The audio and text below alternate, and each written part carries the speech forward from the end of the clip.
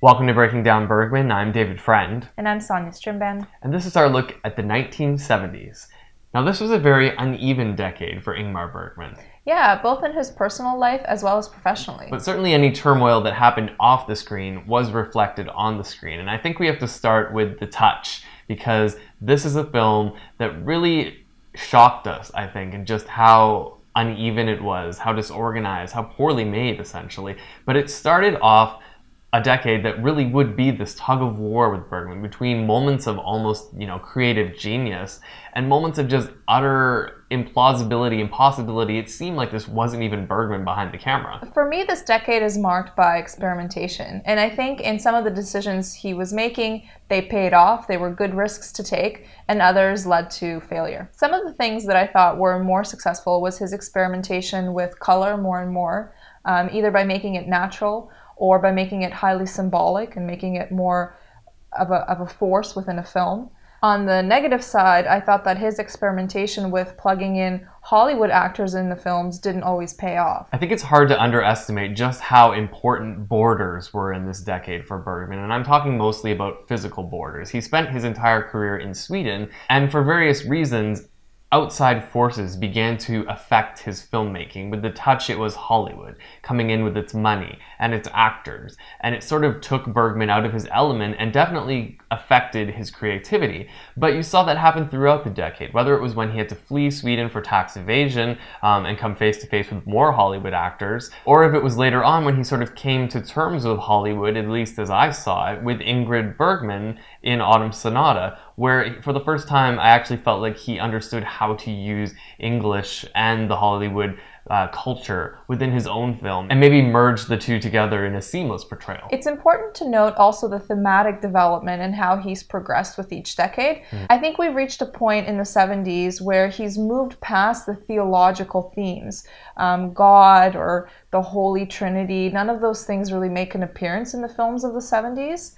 And another element to note that stood out to me as we thought back over the films was the fact that the psychological themes where he's talking about people's psyche or their traumas or, emotional elements, it's done in a very contemporary fashion, which makes the films more accessible to audiences, contemporary audiences who are perhaps trying to directly relate to some of the characters they're seeing on screen. As part of our review of every decade, we'd like to pick a few films that we thought stood out. Now, with fewer films to choose from in the 1970s, we're going to keep that list very short. But I did want to ask you what your top two were this time. So, two standout films in the 1970s. Sonia, do you have any picks? I do. Although I have two films that particularly stood out to me in this decade, it's difficult for me to rank one above the other just because I feel they're quite different and they each shine in their own right. But you're going to have to. I'm going to be forced to choose. So I'll say my second choice is Cries and Whispers. Okay. I really enjoyed this film. I thought it was visually beautiful. Bergman did a lot of experimentation both with his use of color, the symbolism and the importance of color in the film, the way that the characters were presented to us. I thought there were a lot of really creative and stylistic choices in the film that made meaning above the dialogue, above the plot. I really enjoyed the casting in the film as well. We saw the return of Harriet Andersson in a role that I thought she performed exceptionally well. And then Ingrid Thulin and Liv Ullmann pitted against each other was a very dynamic and charged pairing. So there was a lot of things in that film that I remembered over and over again, and the prediction that I made in the beginning after we saw it, that we would return to it more than once throughout the decade, I think that came true. One thing that we neglected to mention in our original Cries and Whispers video was the closing scene of the film and the line, "Come what may, this is happiness," which has really triggered a lot of response from some of our viewers, and also seems to sort of summarize what Bergman is getting at in this production. It was an interesting way for Bergman to present Harriet Andersson's kind of final words to us in the film, because in a way she's speaking posthumously. We know she's already died, and we get these words from Anna finding a diary of hers and reading it out loud, and Bergman recreates the scene for us. It looks almost kind of very ethereal, kind of an Elysian field moment where she's reunited with her sisters and they have a moment of peace and calm amongst the three of them, which is rare. And so it sheds a really different light on how to interpret the film and maybe look into it and draw parallels between other situations where the three of them were together and there was a lot of tension and conflict. I think in particular, it really emphasizes a recurring theme in many of Bergman's films, which is how individuals deal with mortality. You can contrast those final moments of the film with everything that you see before it, the sisters who are constantly fighting amongst themselves and sort of squabbling over the little things in life. And literally that "come what may, this is happiness" line suggests that perhaps in the final moments of her life, she saw what living is truly about. That it's not about those conflicts and petty jealousies. It's more about enjoying life, enjoying the people, the family, the friends around you, and the time that you get to spend together. There were other problems that I have with Cries and Whispers, particularly with the flashbacks. I felt like it was almost too much of an effort to put this film together. But that said, I did think it was a fantastic film as well, so I have to agree with you. But that was not my second choice. I'm going to have to go with Autumn Sonata, another film about three women and their relationships that I think is equally complex, but a little more accessible. Maybe just that I understood it more. But I really enjoyed the performances from both Liv Ullmann and Ingmar Bergman in Autumn Sonata. It really resonated with me. I felt like the film spoke beyond just the relationship between the women, in that if we're to address Cries and Whispers, I couldn't fully relate to the relationship of sisters necessarily, but I could relate to the relationship of mother and daughter, as in father and son or mother and son. It was something that connected with me a little bit more. There was another kind of complexity in Autumn Sonata, and it had to do with communication between family, between lovers, between even mediums, as in with the letter near the end of the film. There were a lot of layers, and it's the kind of film that I feel like if you're not a fan of Bergman or you're not familiar with Bergman, this would be a great place to start. On the personal front, I can definitely relate to a lot of the shifts that happen incrementally as you move from childhood to adulthood and the relationship that you have with a parent. So it was very well done, very well crafted and portrayed to the audience. But at the end of the film, I still struggled to even classify it as essential. So I wouldn't have picked it as a choice. Okay.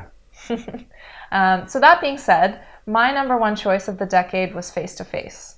I found the movie very electrifying. I thought it was brilliantly done. I thought there were so many layers of complexity that you could sit and unpack in a Bergman episode like this, just focusing on one at a time. So for example, the way that he uses color blocking to be symbolic, to be not only presentation-wise, but also reflecting the state of mind of the characters and how they compartmentalize themselves and their own psychological well-being. I thought the interesting parallels that he did with Liv Ullmann's character as a therapist and her patients, which I did a reading of actually being different parts of her own psyche that she manifested into a false reality. I thought that was quite interesting, the way that he presented that to us, and also how they were mirrored in the settings. So instead of an island, which is what we typically used to see in the previous decade representing a mental state, here we had different interiors, different rooms, which mirrored the different rooms we have in our mind, or the compartments of our mind. I can totally agree with you on the complexity of Face to Face,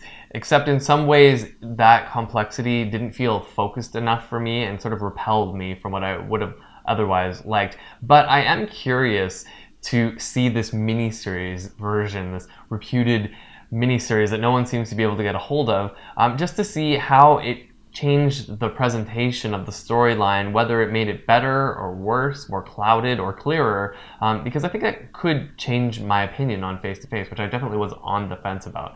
But that miniseries question definitely compels me after Scenes from a Marriage, which is my number one choice, because I just thought it was almost flawless. That is how I felt from the moment it started. But to be clear, I'm talking about the miniseries version of the film, not the shortened theatrical version, which I think added a lot of problems to the storyline. But there was something about Scenes from a Marriage that seemed more relatable than any other film Bergman has made, and I think that's just because, like Autumn Sonata, this is a almost perfectly composed film, down to the script, the acting. There's a clear understanding that Bergman has created here that I think really translates to the audience. The performances from Liv Ullmann and Erland Josephson, I think, are some of the most believable ones that Bergman has ever captured. They feel natural, not just the scenes that they're presented in, but their actual chemistry. it felt legit to me in a way that we've never actually seen. The miniseries gives Bergman the opportunity to tell a story in a way that a theatrical film could not. We get to see this relationship, which already has a history, hit some of its greatest stumbles and shows its characters' biggest flaws. And it's not rushed. We get to see it played out over 6 parts into the sort of detail that Bergman has never presented to us before. I felt that was really rewarding, and I also felt like it allowed me to relate to their pains and their struggles in a way that we have never been able to before. Scenes from a Marriage affected me quite a bit as well. I felt like it was a powerful film or series of films, of vignettes, and you felt really invested in the characters. To me, it was probably one of the more human portrayals. Like you mentioned, there wasn't the sense of urgency to cram everything into 1, 2, or 3 hour film and get all of his messages across. We got to mature with the characters and see their weaknesses and their strengths as a whole. I didn't choose it kind of in my top 2 because I still feel that Bergman's main medium for me is the theatrical film.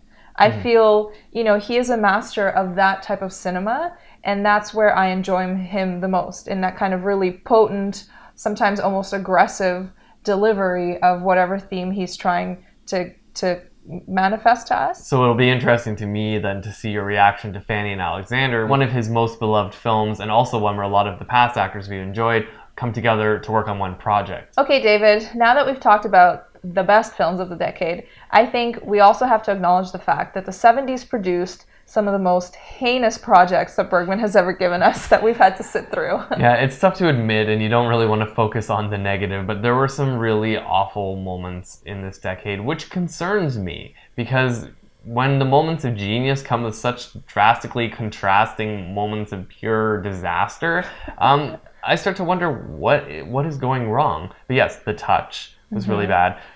Serpent's Egg. The Serpent's Egg, which I don't think was really bad, but for as many moments of genius in it, if we want to call them that, as many good moments in it, there were certainly bad ones. It was just bad. There was some pain.